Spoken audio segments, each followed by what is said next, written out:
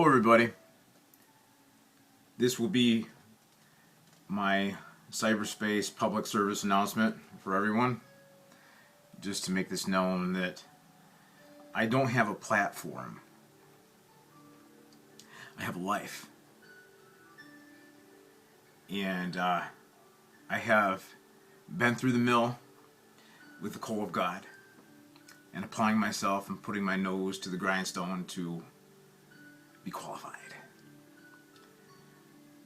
And that scene was a hamster wheel, babies. And I'm not getting back on.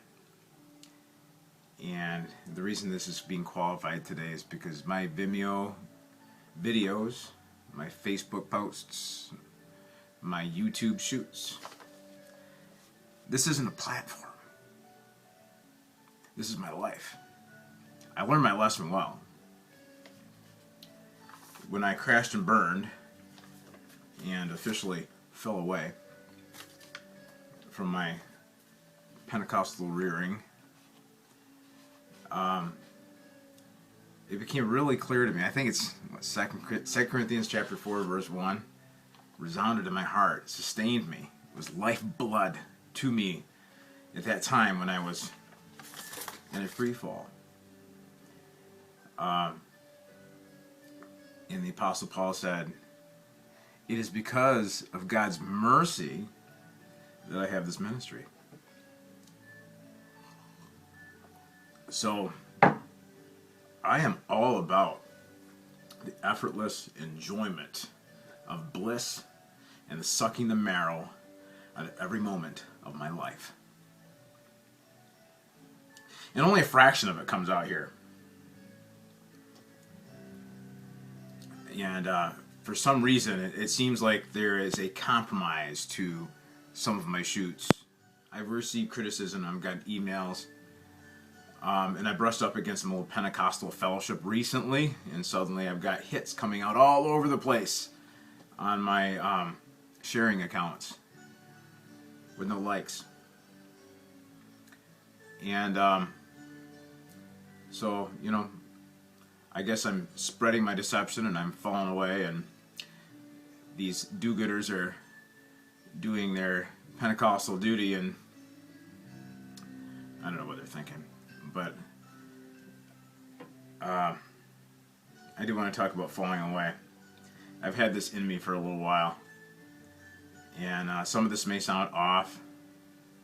I'm not coming from a spiritual orientation right here. I'm coming from quite an emotional orientation, because I'm feeling this, that we are in the midst of a reformation, and it's not pretty. And everybody, I mean, even in the finished works crowd and the people that get the gospel, there are people that are sitting around wanting to hold hands and sing Kumbaya with all the legalists and the Judaizers. I just don't want mixture. If it puts a kibosh on my bliss, I'll just count you out. It's not that I don't love you, but I'm just happy-go-lucky, flying by the seat of my pants in love with Papa, seeing the beauty of his son Jesus. And if you all don't get that and think if there's a little bit of self-effort in there for you, I just don't want to be slimed by that. And there's a quote from Camus that comes to me regarding religion.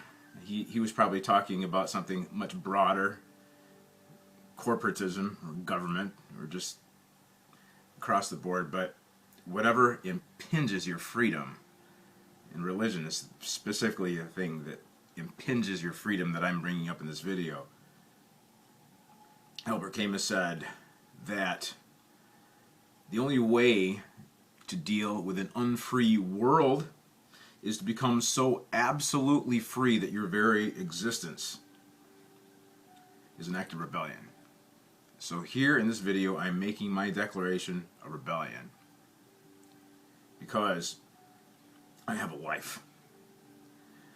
And if some people want to come along, because I rest in the finished works of Jesus Christ, if some people want to come along and try to heap self-effort and get me in some way to come back under the law so that their agenda for enforcement of moral standards is satisfied, you know, I can't deal with that. And if that's an agenda, I got to count that out. And I just got some angst. I got angst because I'm feeling this, and our level of dealing with an actual revolution. There's paradigm shiftings. People's minds are shifting, and we're understanding the inclusion and the intensity and the saturation of divine love that's imported into our hearts by the incarnation of Jesus Christ into our hearts and lives, into our thoughts. And it's leaving some people without recourse for their efforts. And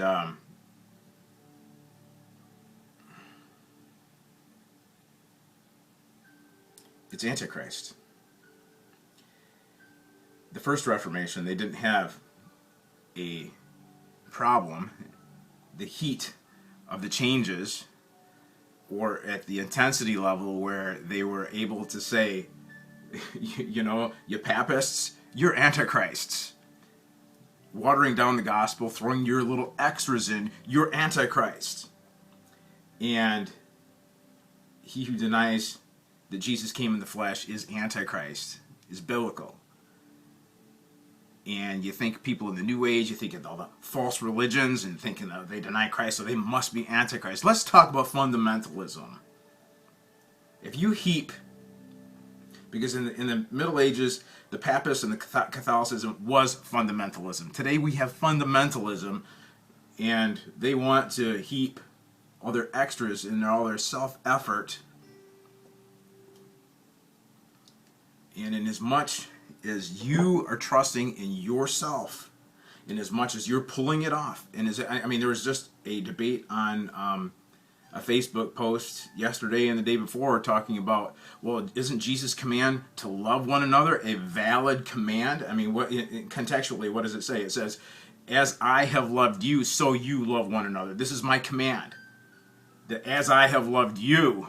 I mean, they leave that part out, and then they just try to make it a law. And what's going to happen? I mean, how does the law work? I mean, if you make love a law, what's going to happen? It says by the commandment, by the end, the Apostle Paul wrote in Romans chapter 7, by the entrance of the commandment, sin increased. So if you make love into a law, you can guarantee yourself a place of greater and greater hatred, because that's going to be the result. You make love a law. Just a minute, I got company.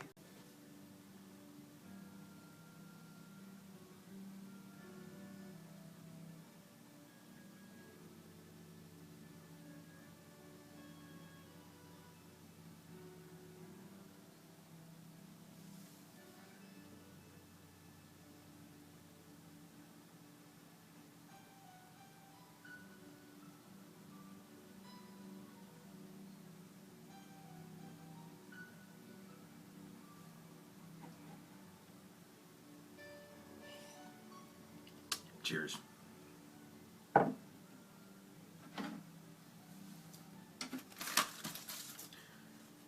been wrangling with what I'm bringing out right now. I tried to polish it as if I had a platform or a ministry. So here we are. So let's just let it be raw. My best stuff is in the raw anyway. Someone affirmed me just recently that I have a naked spirit, which I think may be purity of heart. There's all kinds of unusual connotations you can attach to that, but if we're innocent and we're all children, you know, your mind doesn't even need to go there. But here's my polishing here. Here's my outline for all this stuff. And I have had to look into what it means to be fallen away, because there are all these mainstream fundamentalists like Steve Hill that have cited this great deception that's overtaking the church, warning everybody, and making people that I've held dear as brothers and sisters in Christ to hold me at a distance. I love them anyway. And I know some of them are viewing my videos. Some of them have piped up about it, and some of them are just doing it out there because, well, I know you're there. So, I hate saying this, but I'm going to say it anyway. To all you that have been watching my videos, fire on your lives. Fire on your lives. I was concerned about some of the stuff that Steve Hill was bringing out about this spiritual avalanche. He's Mr. Fundamentalism, Mr. Evangelistic Revival, whose paradigm for our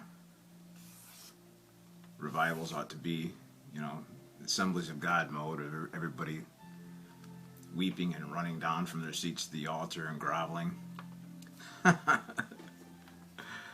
under this whole hierarchical system of the man of God delivering the word. Just that whole separation mentality, that whole dualistic system, it's coming undone. That's a platform, you know what I mean? They legitimize that platform. That's a platform, that's ministry. But the thing is, with this finished works message, this new reformation that we're on the brink of, those thrones are coming down. Oh, those pedestals are crumbling, babies. They really are. I'm not going to go too much into the account of Steve Hill here because he's resting in peace. But I did tune into Christian television the other day also, and I heard this is what I heard. We must get back to being born again because we're on the precipice of the great falling away. So we must get back to being born again. So I'm not sure what this retrograde birth motion is all about. Seems to me like that if you're born again, you either see or you don't see, because Jesus said unless man is born again, he can't see the kingdom of heaven. So if we need to get back to being born again, that just speaks to me that the person saying it, Jim Baker, has a problem seeing at this point in time. Left me scratching my head. Getting back to being born again, great falling away. So that got a chuckle out of me, but I did have to take his admonition serious enough to find out what the Apostle Paul actually said about the great falling away, because it is in the scripture in 2 Thessalonians chapter 2 verse 3. It says, don't be deceived, because in the last days there will be a great falling away. People will fall away from the faith, and then the man of perdition will be revealed, Antichrist, which crosses over into eschatology and end times futuristic stuff, which I'm not going to touch on. But apostasia is the word for falling away. And we need to define what we're falling away from. I think I actually did that kind of in a tongue-in-cheek, connect-the-dots manner in these previous moments of my speaking. We know what falling away is. It's like if you're trusting in your own efforts and not in Christ, if you have a righteousness apart from Christ, no matter how good it looks, how fundamental, how traditional you think that you are, crossing your T's and dotting your I's, that's Antichrist. You know when is the revealing of the Antichrist? The revealing of the Antichrist, that's what it says. It says, don't be deceived, in the last days there will be a falling away, and then will the man of perdition, the Antichrist, will be revealed. So you want to see the Antichrist? Start trusting in your own efforts, baby. Seriously. The man of perdition is revealed when you trust in your own efforts. That's the falling away. So we have rampant immorality, we've got government falling apart, we've got, an economic precipice that we're on the brink of, and blah, blah, blah, blah, blah, yada, yada. So it's time to get back and be born again.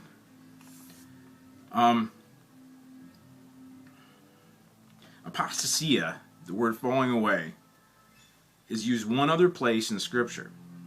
And it's used in Acts chapter 21, verse 21.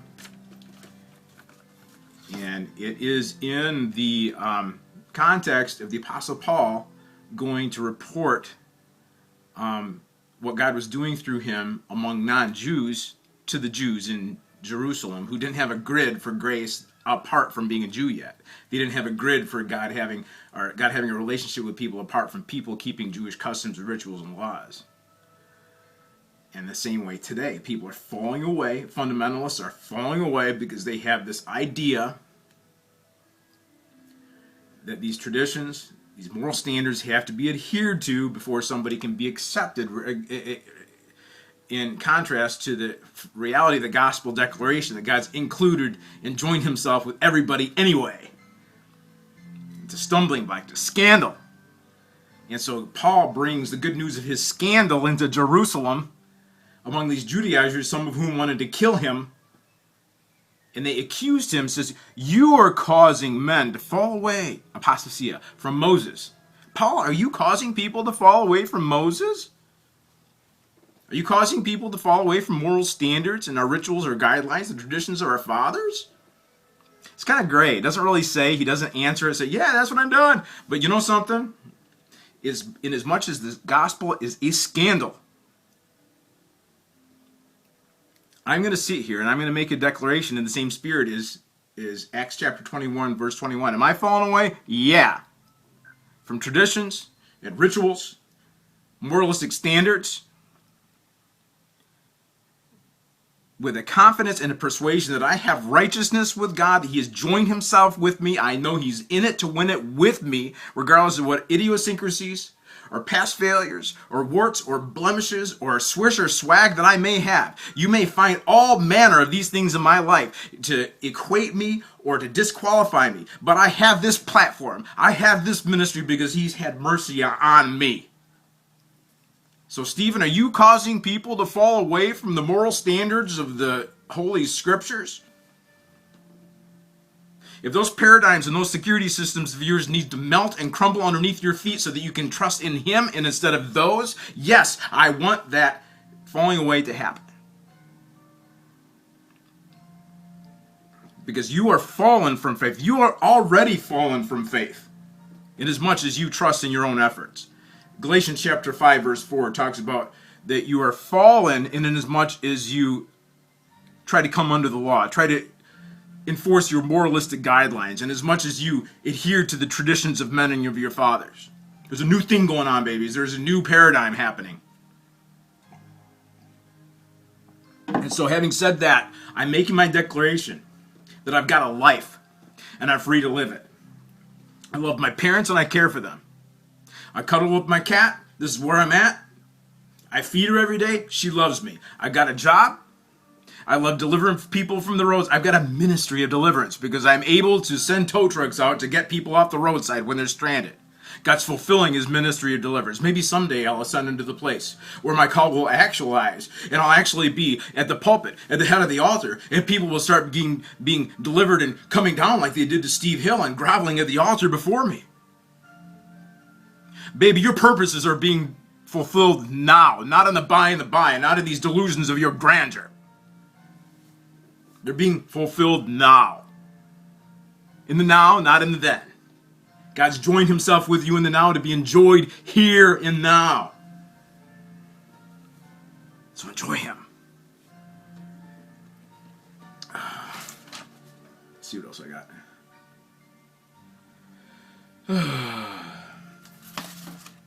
On the heels of that fiasco of being chewed up and spit out by religion back in 1999, I did have a mantra.